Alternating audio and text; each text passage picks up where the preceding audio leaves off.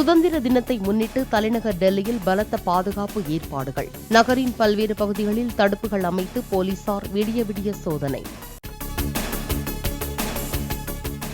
சுதந்திர தினத்தை முன்னிட்டு ஜம்மு காஷ்மீரில் கண்காணிப்பை பலப்படுத்தியது பாதுகாப்பு படையினர்.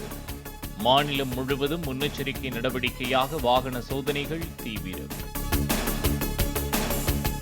சுதந்திர தினத்தை முன்னிட்டு ரயில் மற்றும் பேருந்து நிலையங்களில் மெட்டல் டிடெக்டர் மோப்பநாய் உதவியுடன் போலீசார் சோதனை. கோவை, சேலம், நெல்லை, கடலூர் மாவட்டங்களில் சோதனை மேற்கொண்ட போலீசார். சென்னை தலைமை செயலகத்தில் முதலமைச்சர் மு.க.ஸ்டாலின் தலைமையில் நடைபெறவுள்ள அமைச்சரவை கூட்டம். புதிய முதலீடுகளுக்கு ஒப்புதல் அளிப்பது குறித்தும் தமிழக அரசின் நலத்திட்டங்களின் செயல்பாடுகள் குறித்தும் ஆலோசனை.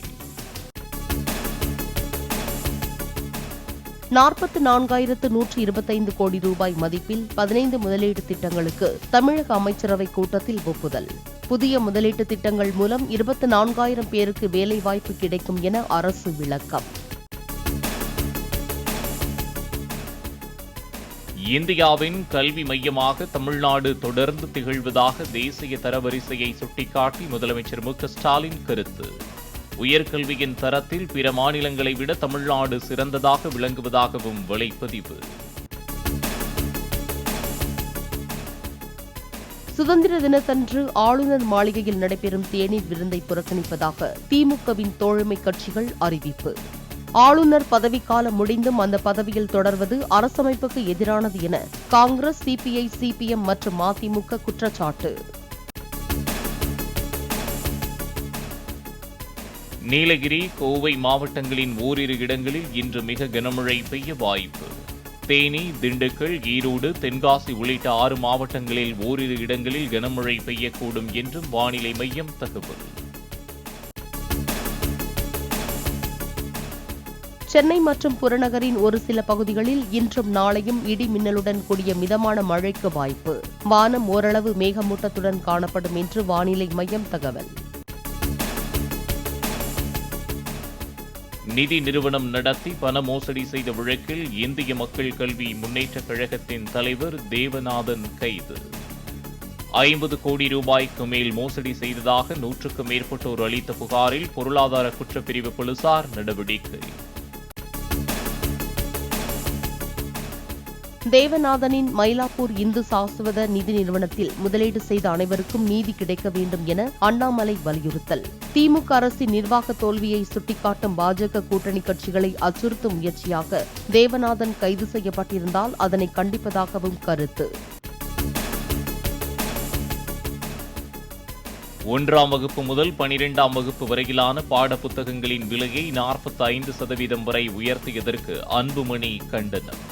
அரசு பள்ளிகள் மட்டுமன்றி தனியார் பள்ளி மாணவர்களுக்கும் பாடப்புத்தகங்களை இலவசமாக வழங்க வேண்டும் என்று தமிழக அரசுக்கு வலியுறுத்தல்.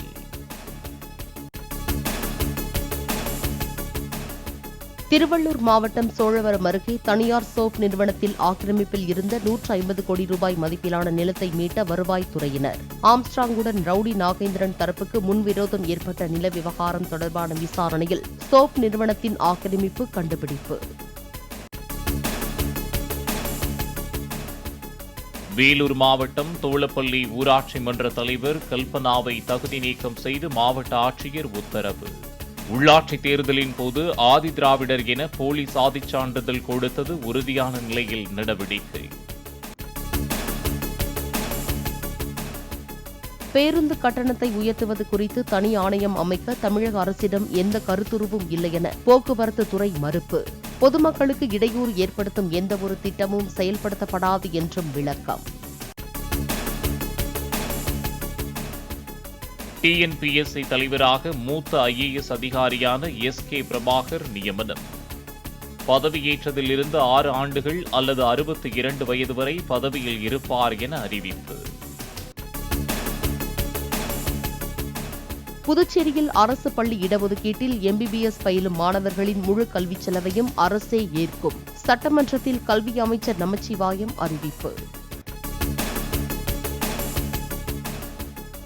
செய்யாறில் குளிர்பானம் குடித்த 5 வயது சிறுமி உயிரிழந்ததை அடுத்து பல்வேறு இடங்களில் குளிர்பான கடைகளில் உணவு பாதுகாப்புத் துறையினர் ஆய்வு.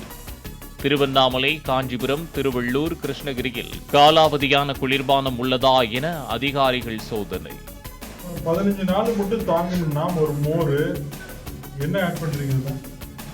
பச்சை இஞ்சி, புதினா இருக்கு, கருவேப்பிலை. வேற என்ன ஆட் பண்றீங்க? மோர் நார்மலா கெட்டு போயிடும். மோர்ல கெட்டு போயிடும்ல. 2 நாள் வேக வச்சு வைக்கலாம் சார். அதானி நிறுவன பங்குகள் மீதான தடையை உலகளாவிய குறியீட்டு அமைப்பு நீக்கியதன் எதிரொலி. அதானி நிறுவன பங்குகள் 6% வரை உயர்ந்ததால் முதலீட்டாளர்கள் மகிழ்ச்சி. வங்கதேசத்தில் வன்முறை சம்பவங்களின் போது காணாமல் போன தங்களது குடும்ப உறுப்பினர்களை கண்டுபிடிக்க கோரி போராட்டம். டாக்காவில் நடந்த போராட்டத்தின் போது ராணுவ வீரர்களுடன் வாக்குவாதம் தள்ளுமுள்ளு. சர்வதேச பங்குச்சந்தைகளின் தாக்கம் காரணமாக இந்திய பங்குச்சந்தைகளில் வர்த்தகம் சரிவுடன் நிறைவு. மும்பை பங்குச்சந்தை குறியீட்டு எண் சென்செக்ஸ் 692 புள்ளிகள் குறைந்தது. ஒலிம்பிக் மகளிர் மல்யுத்த இறுதிப் போட்டியில் 100 கிராம் எடை அதிகரிப்பால் தகுதி நீக்கம் செய்யப்பட்ட விவகாரம். இந்திய வீராங்கனை வினேஷ் போகத்தின் மேல் முறையீட்டு மனு மீதான தீர்ப்பை வருகிற 16ஆம் தேதிக்கு தள்ளி வைத்தது தீர்ப்பாயம்.